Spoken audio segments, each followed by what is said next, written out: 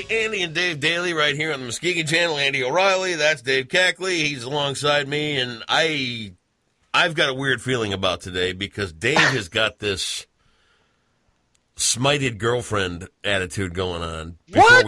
You've got a weird aura about you today, and it's like you're misreading. No, I've known you for quite some time, and I could even get a read on you without video, as you recall, because for the longest time I never even saw you. So now that I've got video, all I got to do is get one peek, and I can take a look at the look on your face and tell when you're up to something.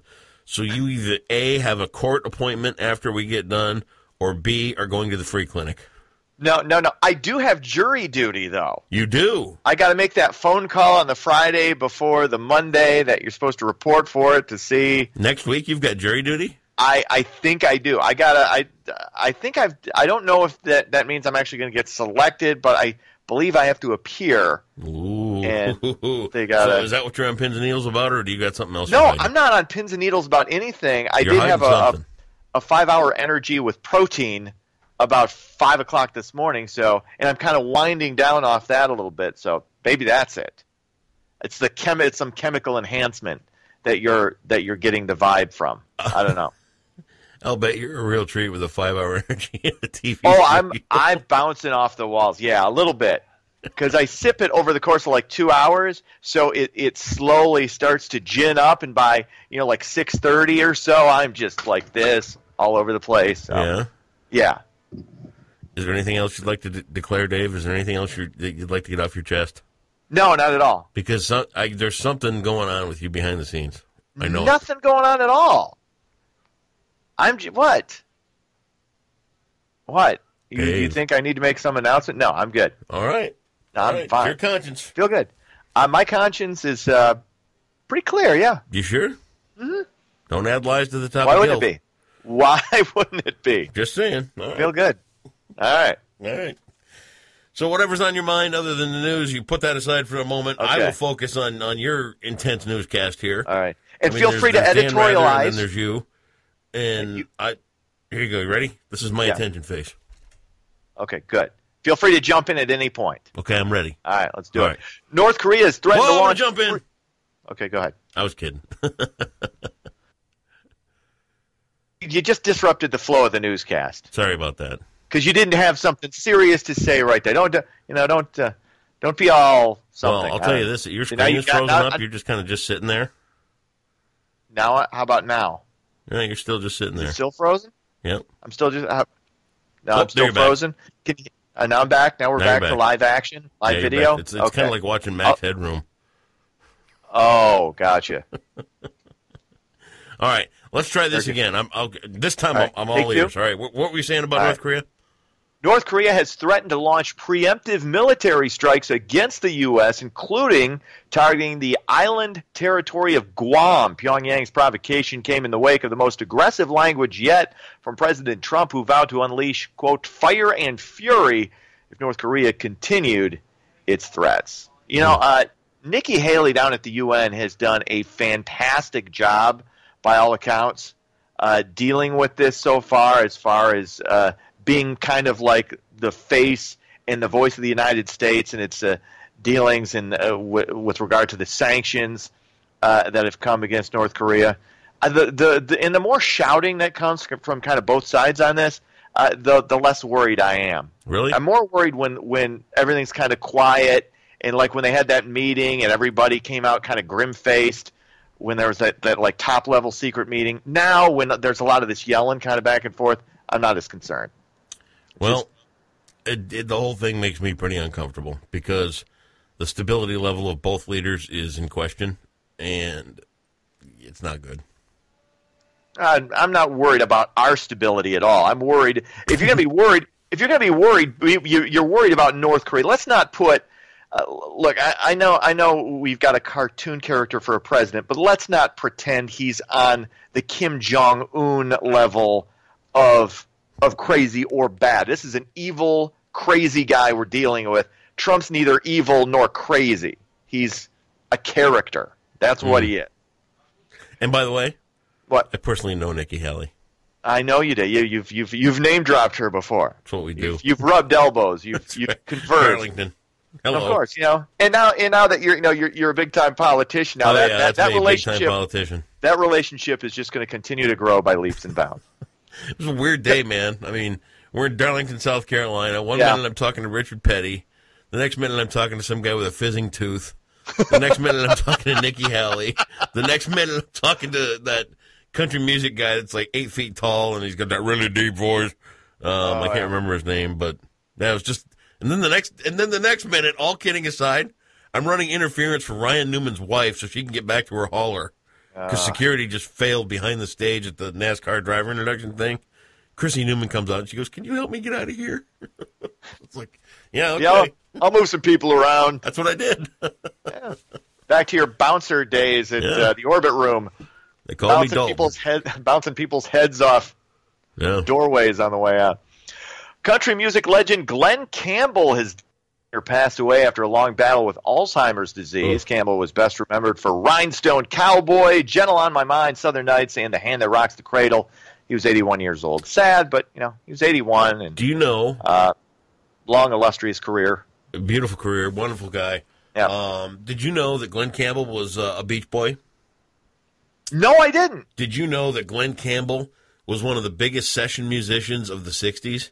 There's a movie out called The Wrecking Crew, and if you go watch this thing, almost every hit in the 60s, Glen Campbell had a part of. He played guitar. He played almost all the guitar on the Beach Boys studio stuff because the Beach Boys didn't record their own music in the studio. Glen Campbell, you name the hits, he played on them. He was a remarkable guitar player. Most of his stuff was done behind the scenes before he ever even hit as an artist himself. And you forgot Wichita Lineman in there. Oh, sorry. And Gentle on My Mind, that wasn't a big thing for him. It was. Well, look, I'm just going by what I was editorializing the story. To me, it begins and ends with Rhinestone Cowboy because that's of course. when I think about my earliest memory of listening to any music was Rhinestone Cowboy, like 4 or 5 years old. So I was a little kid, and there's tapes of me. We never had a video camera or anything like that, but my dad would had a 2-track tape recorder and a reel-to-reel machine. And he would record us kids once in a while on there, and there's audio tape of me singing Rhinestone Cowboy. I'm singing Rhinestone Cowboy, and I'm getting the words wrong. And instead of saying, getting cards and letters from people that I don't even know, and I'm singing, I'm getting cars and letters from people that I even know. And then I sang, "In offices coming over the phone." It was quite a lyrical wizard. Well, it was artistic interpretation on your part as a young child. You were taking artistic license with Glen Campbell songs. That's okay. I'll tell you what you need to do, though. If you got Netflix or whatever, check out that movie, The Wrecking Crew, and see just how much of an impact Glen Campbell had. He was a big, big deal. Absolutely. Musical legend. He will be missed. And then there were two. Incumbent Stephen Gawron and challenger Will Springstead were the winners in Muskegon's primary race for mayor. Gawron easily outdistanced his challengers with nearly 78% of the vote. Springstead beat out DeMario Phillips 200 to 151. Springstead and Gawron will face off on the November ballot for the mayor's position. Gawron has been mayor of Muskegon since 2012.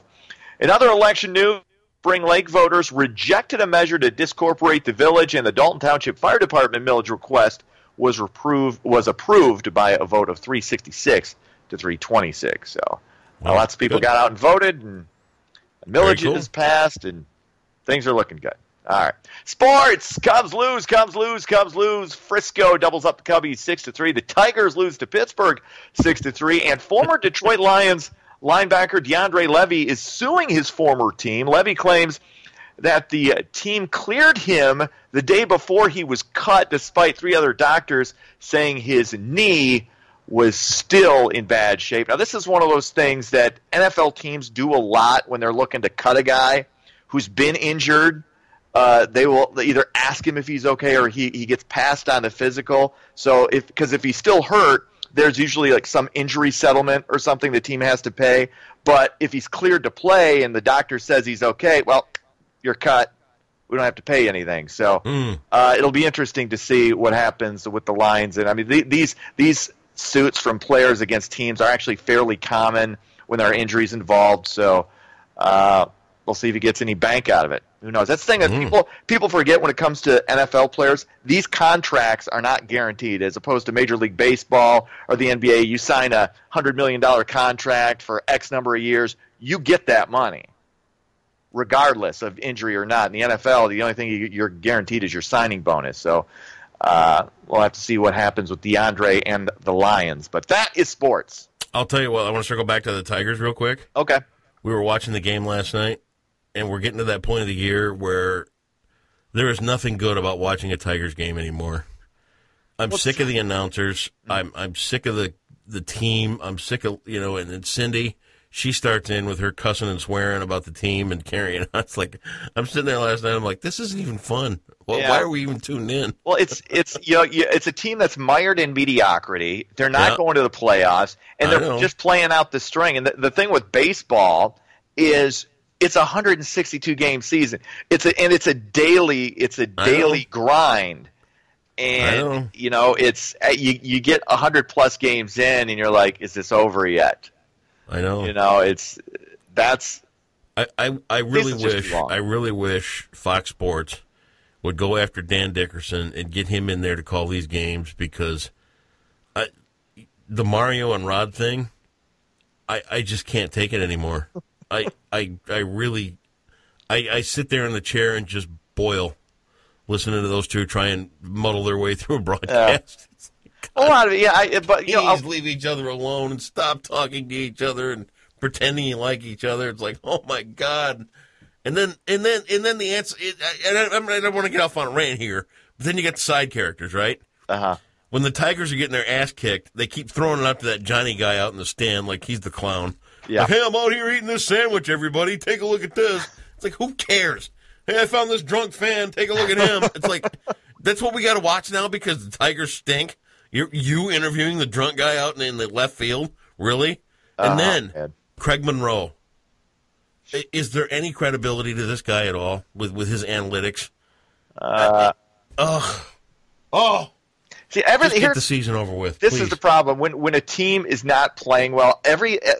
All stuff like that, stuff that's ancillary to the game, that's not really the game, gets kind of the things that are bad about that really get exposed because when the team's winning, everybody's into the game, and it's who won, who lost. But when the season's essentially over, you notice the other stuff, and that's when it gets really bad. So, that's what it is.